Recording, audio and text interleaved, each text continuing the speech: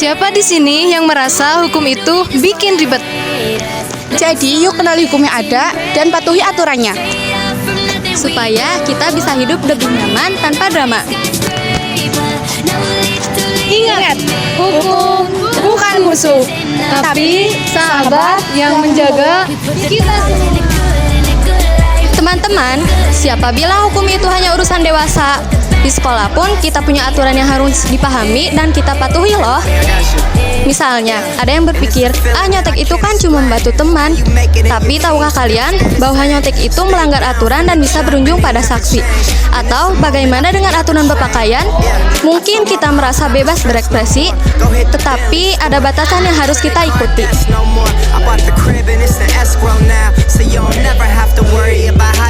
Jadi, yuk kita kenali dan patuhi hukum di lingkungan sekolah. Baiklah teman-teman, siapa di sini yang merasa bahwa bullying itu cuma guyonan atau kekonyolan di sekolah? Nah, kita perlu ingat bahwa bullying itu bukan hal sepele. Dalam hukum, bullying bisa dianggap sebagai tindakan yang melanggar hak orang lain dan bisa berakibat serius, baik secara mental maupun fisik.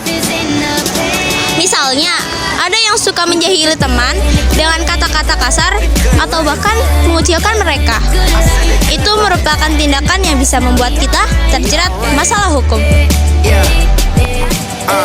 Pour some Clico in a glass, have a toast to success. No looking back from here, no more being broke and distressed. I put my heart Jadi yuk, kita mulai mengenal dan menaati hukum tentang pembulian ini.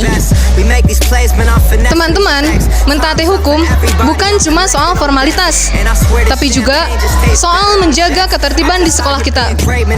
Jangan sampai kita jadi juara dalam melanggar aturan. Misalnya, ada aturan tentang larangan menggunakan ponsel saat jam pelajaran. Mungkin ada yang berpikir, siapa yang tahu kalau aku bermain game di bawah meja?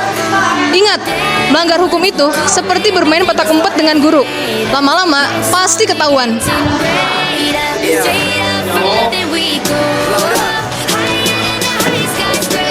Jadi, mari kita patuhi hukum demi kenyamanan dan keamanan bersama. Teman-teman, masih dengan hukum di sekolah nih, siapa di sini yang merasa bahwa tata tertib di sekolah itu cuma sekedar hiasan di dinding? Nah, mari kita bahas. Tata tertib itu bukan hanya sekedar aturan yang bisa kita abaikan. Ini adalah pedoman yang nyaman dan aman. Misalnya, ada yang suka terlambat ke kelas dan berpikir, santai aja, yang penting ikut pelajaran. Tapi tahukah kamu bahwa datang terlambat itu bisa mengganggu konsentrasi teman-teman yang lain dan bahkan bisa berujung pada sanksi dari guru.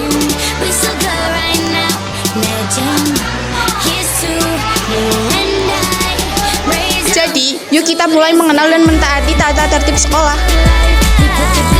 Teman-teman, Yuk jadi siswa yang cerdas dan taat hukum.